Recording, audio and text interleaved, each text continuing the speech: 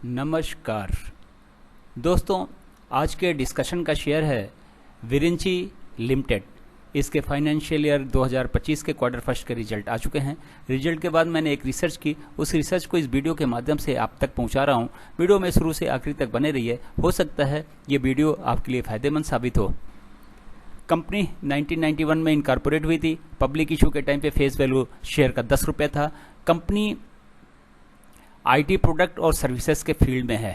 ये CMMI level 3 type की company है और ये ग्लोबली सॉल्यूशंस देती है और वर्ल्ड लीडर है फाइनेंशियल सर्विसेज में। ये रिटेल, माइक्रो लेंडिंग और डेफरेट प्रेजेंटमेंट इंडस्ट्री के लिए वर्ल्ड लीडर है।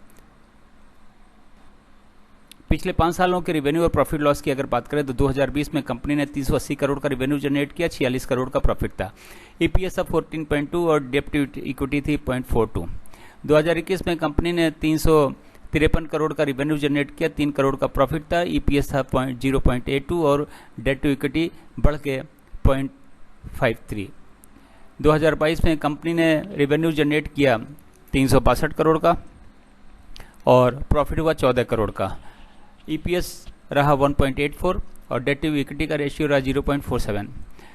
2023 में कंपनी ने रिवेन्यू जनरेट किया 311 करोड़ का, प्रॉफिट हुआ 13 करोड़ का। EPS था 1.56, डेट टू इक्विटी 0.47। 2024 में कंपनी ने रिवेन्यू जनरेट किया 300 करोड़ का, प्रॉफिट था 13 करोड़ का। EPS रहा 1.53 और डेट टू इक्विटी का रेशियो था 0.45। दोस्तों, पिछले 5 सालों के रिवेन्यू को देखें तो कोई खास फर्क नहीं पड़ रहा है। 2020 के बाद में रिवेन्यू कम ही हो रहा है। 2020 के बराबर का रिवेन्यू जनरेट नहीं कर पाई कंपनी और कुल मिला के रिवेन्यू इनका 300 करोड़ से 380 करोड़ के बीच में ही रहा। प्रॉफिट 2020 में प्रॉफिट अच्छा खासा था, 46 करोड़ का। इसके बाद में प्रॉफिट भी कोई शानदार नहीं रहा। 2021 में 3 करोड़, फिर 14 करोड़, फिर 13 करोड़, फिर 13 करोड़। तो कुल मिला के कंपनी न प्रॉफिट के फ्रंट पे बहुत अच्छा काम कर पा रही है, न ही रिवेन्यू के फ्रंट पे बहुत अच्छा काम कर पा रही है। लगभग फ्लैट है। 2023 और 2024 का रिजल्ट देखेंगे तो हर तरह से फ्लैट है। 311 करोड़ का रिवेन्यू, 300 करोड़ का 2024 में, फिर 13 करोड़ का प्रॉफिट 2023 में, 2024 में 13 करोड़ का प्रॉफिट। EPS 1.56, 2024 में 1.53, डेट टू इक्विटी 0.47, 2024 में 0.45। कुल मिला के 2023 के मुकाबले 2024 का जो रिजल्ट था बिल्कुल फ्लैट था। क्वार्टरली रिजल्ट की बात अगर करें तो जून 23 क्वार्टर में रिवेन्यू था 80.30 करोड़ का, प्रॉफिट था 4.41 करोड़ का। सितंबर 23 क्वार्टर की बात करें तो 72.5 करोड़ का रिवेन्यू, 1.47 करोड़ का प्रॉफिट। दिसंबर 23 क्वार्टर की बात करें तो 72.56 करोड़ का रिवेन्यू, 5.56 करोड़ का प्रॉफिट। मार्च 24 क्वार्टर की बात करें तो 74.66 करोड़ का रिवेन्यू, 2.04 करोड़ का प्रॉफिट। जून 24 क्वार्टर की बात करें तो 75.52 करोड़ का रिवेन्यू है और 1.05 करोड़ का प्रॉफिट है। जून 23 से जून 24 क्वार्टर को अगर कंपेयर करते हैं तो रिवेन्यू जून 23 में 80 करोड़, इसमें 75 करोड़। प्रॉफिट 4.41 करोड़ जून 23 में, जून 24 में 1.05 करोड़। तो जून 23 के मुकाबले जून 24 क्वार्टर का रिजल्ट अच्छा नहीं है। रिवेन्यू में बहुत कम डिफरेंस है लेकिन प्रॉफिट में गैप बहुत ज़्यादा है। तो कुल मिला के जून 24 क्वार्टर का रिजल्ट अच्छा नहीं है जून 23 क्वार्टर के मुकाबले। तो कंपनी को अगले 3 क्वार्टर में बहुत अच्छी मेहनत करनी पड़ेगी रिवेन्यू के फ्रंट पे और प्रॉफिट के फ्रंट पे, तब जाके बात बनेगी, तब जाके ये बराबरी कर पाएंगे फाइनेंशियल ईयर 2024 के। बट कंपनी को एक्स्ट्रा एफर्ट करना पड़ेगा रिवेन्यू और प्रॉफिट दोनों के लिए। प्रॉफिट के फ्रंट पे तो कंपनी के ऊपर कर्ज है, तो कर्ज कम करेंगे तो प्रॉफिट बढ़ेगा, अदरवाइज प्रॉफिट नहीं बढ़ पाएगा, या तो रिवेन्यू इतना ज़्यादा हो कि बात बन जाए। तो कंपनी बहुत अच्छा नहीं कर पा रही है। कंपनी एक तरीके से रुकी हुई है। मोर और लेस हर क्वार्टर में लगभग उसी के आसपास का रिवेन्यू जनरेट हो रहा है और प्रॉफिट कभी कम हो जाता है। एक क्वार्टर में कम होता है तो अगले क्वार्टर में बढ़ जाता है, लेकिन वही 13-14 करोड़ के बीच का प्रॉफिट हो रहा है पिछले 2 फाइनेंशियल ईयर से, और उसी के आसपास का ये आगे भी लग रहा है, क्योंकि इस फाइनेंशियल ईयर में तो रेवेन्यू भी 5 करोड़ कम हो गई और प्रॉफिट जो है आपका 3 करोड़ से थोड़ा ऊपर प्रॉफिट भी कम हो गया। काफ़ी मेहनत करनी पड़ेगी बराबरी करने के लिए। पिछले फाइनेंशियल ईयर की कुल मिला के रिजल्ट अच्छे नहीं है। कंपनी का रिवेन्यू रुका हुआ दिख रहा है कि उतना ही रिवेन्यू जनरेट कर रहे हैं। 2023 में 80 करोड़, फिर 72 करोड़, दिसंबर 23 में 72 करोड़, इसके बाद में फिर 74 करोड़, तो फिर जून 25 में 75 करोड़, तो कुल मिला के 300 के आसपास, 300 करोड़ के आसपास का रिवेन्यू जनरेट कर पाएगी ऐसा दिख रहा है, और 13 करोड़ के आसपास का प्रॉफिट भी बन पाएगा जो पिछला था। कुल मिला के अच्छा रिजल्ट नहीं है, कंपनी बहुत अच्छा प्रदर्शन नहीं कर पा रही है, शेयर होल्डर्स को सोचना पड़ेगा। एफआईज का शेयर 0.93% है, जो कि ये जून क्वार्टर की है रिपोर्ट, लेकिन मार्च 24 क्वार्टर में ये 0.49% था।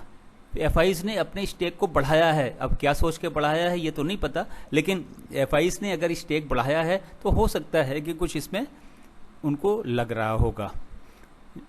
मार्च 24 क्वार्टर में एफआईज का स्टेक था 0.49%, जून 24 क्वार्टर में एफआईज का स्टेक बढ़ के हो गया 0.93%। अब एफआईज को क्या समझ में आया, कुछ समझ में पॉजिटिव आया होगा तभी उन्होंने शेयर लिया होगा। डीआईज के परसेंटेज 0 है, पब्लिक शेयर 61.47% है, प्रोमोटर के शेयर 37.59% है, डेट टू इक्विटी का रेशियो 0.45 है, रिजर्व और सरप्लस 354 करोड़ का है, कंपनी के ऊपर कर्ज 330 करोड़ का है, कंपनी ने 3 करोड़ के आसपास का कहीं इन्वेस्टमेंट भी कर रखा है। फेस वैल्यू शेयर की 10 रुपये है, बुक वैल्यू 47.7 है, 52 वीक लो 28 रुपये 20 पैसे था, 52 वीक हाई 45 रुपये था, शेयर का प्राइस 6 सितंबर 2024 को 34 रुपये 90 पैसे था, स्टॉक का पी 34.6 है, जबकि सेक्टर का पी 38.29 है। डिविडेंड यील्ड की हिस्ट्री नहीं है, स्टॉक स्प्लिट की हिस्ट्री नहीं है, बोनस की हिस्ट्री है जो आगे बताऊंगा मैं आपको। दोस्तों इस स्टॉक का पी सेक्टर के पी के लगभग बराबर है। केवल एक पॉजिटिव थिंग ये है कि शेयर का प्राइस शेयर के बुक वैल्यू से नीचे है। बुक वैल्यू 47.7 रुपीज़ है और शेयर का प्राइस 34.9 रुपीज़ है। ये जो गैप है शेयर उस लेवल तक जा सकता है, 47.7 तक शेयर जा सकता है। दूसरी बात, कंपनी कर्ज कम करने के लिए अगर प्रयास करेगी तो प्रॉफिट बढ़ सकता है। रिवेन्यू कंपनी का लगभग स्टैग्नेंट हो गया है, हर क्वार्टर में लगभग उसी के आसपास की रिवेन्यू जनरेट कर रही है पिछले कई क्वार्टर से। दोस्तों कंपनी ने 2022 में बोनस दिया है 1 पे 1। कंपनी के फाइनेंशियल ईयर के रिजल्ट्स अच्छे नहीं हैं। 2023 फाइनेंशियल ईयर का रिजल्ट जो था लगभग वही 2024 का रहा, लगभग फ्लैट, कोई परिवर्तन नहीं है, बहुत हल्का फुल्का। बुक वैल्यू से शेयर का प्राइस नीचे चल रहा है, वो एक पॉजिटिव पॉइंट है। प्रोमोटर्स के पास में स्टेक हैं, बहुत ज़्यादा तो नहीं है, लेकिन वो कर्ज को कम करने के लिए कुछ काम आ सकते हैं। बट जिनके पास में ये शेयर है वो और अच्छे शेयर में जा सकते हैं। लेकिन बस एक पॉइंट ये लग रहा है कि जो मार्च 24 क्वार्टर में जो एफआईज के शेयर 0.49% थे, अब वो बढ़ के 0.93% हो रहे हैं। तो एफआईज ने क्या सोची होगी, ये बस एक पॉइंट है। दोस्तों इससे बेहतर शेयर मार्केट में पड़े हुए हैं और उन पे भी आप एक रिसर्च कर सकते हैं और आपको करना भी चाहिए। जिनके पास में ये शेयर है, खरीद की तो बात बनती नहीं है, जिनके पास ये शेयर है वो अच्छे शेयर की तलाश कर सकते हैं। दोस्तों एक ये इन्फॉर्मेटिव वीडियो था, ये मेरा छोटा रिसर्च आपके रिसर्च को हेल्प करने के लिए था।